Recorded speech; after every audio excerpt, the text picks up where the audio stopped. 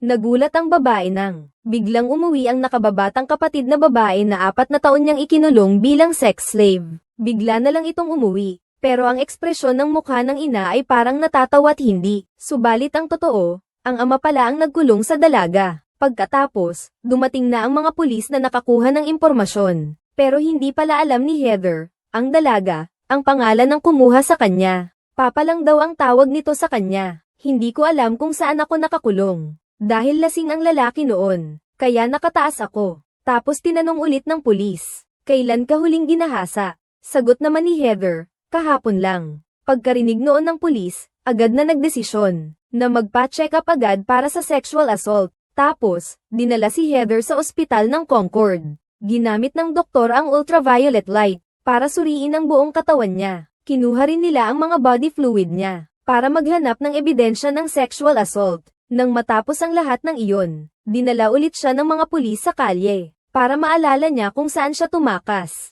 At natatandaan nga ni Heather ang ilang mga kilalang gusali, kaya naman pinangunahan niya ang mga pulis sa paghahanap. Ngunit sa huli ay hindi rin nila ito nahanap. Nang makita ng mga pulis na hindi na talaga maalala ni Heather, ay hindi na nila ito pinilit pa. Kaya naman inihatid na lamang nila ito pauwi. Ngunit sa pagkakataong ito, isang hindi inaasahang pangyayari ang naganap. Parang bigla na lang may sumulpot na isang reporter. Basta't dating-dating na lang, sunod-sunod na pagkuha ng litrato. Gusto nilang mauna sa balita. Syempre, pinigilan sila ng mga pulis. Pero hindi nila inaasahan na ito pala ang magiging susi sa pagresolba ng kaso. Kasi kinabukasan, si Heather ay nasa front page pa rin ng mga dyaryo. Pero may isang pari na nakakita at tumawag sa pulis. Sabi niya, nitong nakaraang 4 na linggo, nakita nilang nagmisa si Heather. Agad na nagduda ang mga pulis, pero sigurado ang pari na si Heather nga ang nakita niya, at may kasama siyang lalaking nasa 50 anyos pataas. Pagkatapos nilang magmisa ay agad silang umalis, at ito ay salungat sa salaysay ni Heather. Pagkatapos ay muling pinagtanong ni Benson si Heather, ngunit itinanggi nitong may nagdala sa kanya palabas.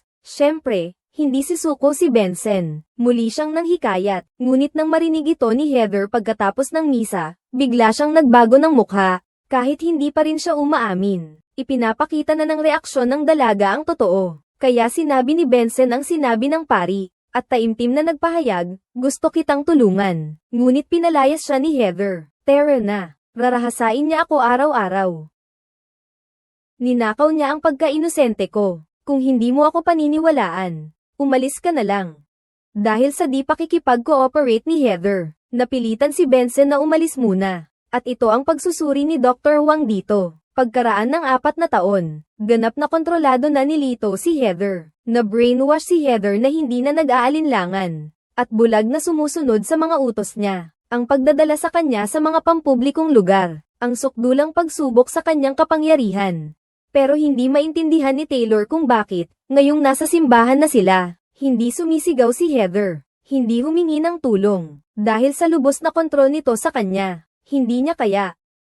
Ngunit nagtanong ulit ang kapitan, ligtas na si Heather ngayon, bakit pa rin siya nagsisinungaling sa atin? Ipinaliwanag naman ni Dr. Wang, ito ay matinding Stockholm Syndrome. Nagkaroon siya ng damdamin para sa isa sa mga ipinagbabawal. Ngunit hindi niya alam na lubos na nagkamali si Dr. Wang. At ng mga oras na iyon, biglang tumawag kay Benson. Naglaslas pala ng pulso si Heather. Mabuti na lang at naisugod siya agad sa ospital. At sa huli ay nailigtas din siya. Ngunit hindi inaasahan na dahil doon ay nabunyag na rin siya. Habang kinakausap ni Benson si Heather, nakipag-ugnayan naman si Taylor sa doktor, para tanungin ito tungkol kay Heather, kung mayroon itong napansin na kakaiba sa kanya. Pagkarinig ng doktor ay may naalala siyang kakaiba. Sinabi niya na bago niya ay transfuse ang dugo kay Heather, kinakailangang malaman muna ang blood type nito. Ang resulta, parehong type A ang mga magulang. Kaya naman, type A din dapat si Heather. Pero ang resulta ng pagsusuri, type B pala ang dugo niya. Agad na naunawaan iyon ni Taylor. Ibig sabihin, hindi pala nila anak si Heather. Kinumpirma rin ito ng doktor. Isang malaking tuklas ito. Anong sikreto kaya ang tinatago ni Heather? Pagkatapos ay nagpulong ang mga detective para pag-usapan ito. Naguguluhan silang lahat. Bakit hindi tunay na anak si Heather? Pero agad na natukoy ni March ang dahilan. Hindi si Heather. Tapos inihambing niya ang litrato nito ngayon. Sa litrato bago mawala. Pagkatapos paghambingin, Nakita nilang magkaiba ang noo, at ang hugis ng panga, at ang tato, na siyang pangunahing paraan para makilala ang isang tao. Akala natin ay magkapareho sila. Pero ngayon, mukhang magkaiba pala sila. Parang mga refleksyon lang. Doon lang naunawaan ng mga detective, na ang Heather na ito ay isang manloloko. Nagpanggap siyang tunay na Heather. Kaya't nagpas siyang sirain ni Benson ang kanyang pagkukunwari. Hindi pa alam ng dalaga ang panganib na kanyang kinakaharap. Pero hindi ito sinabi ni Benson ng diretso, kundi nagdala ng trumpeta. Dahil si Heather ay dating trumpetista ng banda. Kaya sinadya ni Benson na papatugtugin siya. Pero ang impostor ay syempre tumanggi. Pero si Benson ay nanatili. Ang babae ay napilitang magpalusot na lamang. Nakita niyang nagtagumpay ang unang pagsubok. Sinundan ito ni Benson ng pangalawa. Tinatanong kung saan niya nakuha ang tato. At sinabi ng babae na sa isang tattoo parlor niya iyon ipinagawa. Natitiyak na ni Benson. Ang tato ni Heather ay ginawa mismo ng nobyo niya. At dahil dito, nagalit ang mga magulang niya. Naiintindihan naman ng babae ang ibig sabihin ni Benson. Pero patuloy pa rin siyang nagsasabing siya si Heather. Pero sino kaya ang nagsabi kay Benson na may ebidensyang DNA? Dahil sa kaso ng pagkawala ni Heather, kumuha ang pulisya ng DNA mula sa kanyang toothbrush. Ngayon, kailangan lang kumuha ng sample mo para i-compare. Sa lagay na ito, hindi na maitatanggi ng babae. Pero ayaw pa rin niyang aminin ang kanyang tunay na pagkatao. Inamin lang niya na nakita niya sa internet ang kaso ng pagkawala ni Heather. Kaya niya nagpanggap, ngunit gustong-gustong malaman ni Benson ang dahilan. Ngunit ang sabi lang ng dalaga ay dahil kailangan ko ng tahanan. At kailangan nila ng anak na babae. Anong klaseng dahilan yan? Nagalit si Benson. Pero hindi na muling nagsalita ang dalaga. Kung ayaw mong magsalita rito, sa korte na lang tayo magsasalita. At pagkatapos ay inakusahan siya ng paggamit ng peking identidad at panloloko. At sinabi rin ng paiskal, na basta't ibigay ng dalaga ang kanyang impormasyon, ay pwedeng makasuhan ng minor offense. Sumang-ayon din ang hukom. Pero kahit na, ayaw pa rin itong sabihin ang pangalan niya. Kaya naman, napilitang ikulong siya. Akala ko tapos na ang kaso. Pero hindi pala, dahil tinanong ni Benson lahat ng tattoo parlor sa buong syudad. Sa wakas, nalaman na namin kung saan nagpatato ang babae. Pero bakit ba kailangan pang imbestigahan to ni Taylor? Aminado na siyang manloloko siya. Pero naniniwala pa rin si Benson na talagang inabuso ang babae. Credit card ang ginamit ng lalaking kasama niya sa pagbabayad. Carl ang pangalan niya. Pareho ito sa sinabi ng pari. At para malaman ang katotohanan, agad silang nagpunta kay Carl. Ngunit nang banggitin nila ang babae, bigla na lang tumalikod at tumakbo ang lalaki. Kaya naman agad siyang hinabol ng mga pulis. Ngunit hindi nila inaasahan na may nag-aabang na pala sa likod. Hindi na siya makakatakas. Ngunit matapos arestuhin si Carl, biglang napansin ni Taylor na wala si Benson. Kaya naman dali-dali siyang bumalik at naghanap. Sumunod pala si Benson sa basement. May nakita siyang isang pintuang bakal. Medyo kahawig ng inilarawan ng babae. Pagkatapos ay sabay nilang binuksan ang pinto. At totoo nga, may kama at isang simpleng kubeta. Pareho ito sa inilarawan ng babae. Totoong siya ay nabihag at ginawang sex slave. Ang susunod naman ay ang pag-udyok kay Carl na umamin. At dito, batay sa dugong tumulo sa ilong ni Carl, matagumpay na nakuha ng forensic expert ang kanyang DNA. Pagkatapos ng paghahambing, ito ay napatunayang tugma sa semilya na nasa katawan ng peking Heather. At hindi lang iyon.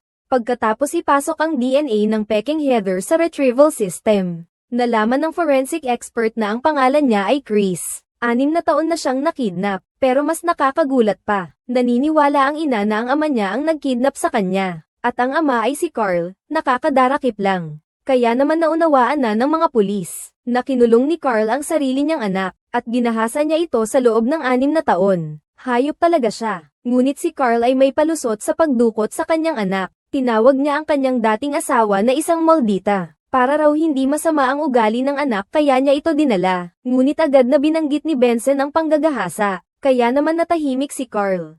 At ang tangi na lang niyang nasabi ay hindi siya ipapahamak ng anak. Sa tingin mo ba ay kontrolado mo siya ng lubos? Hindi ba?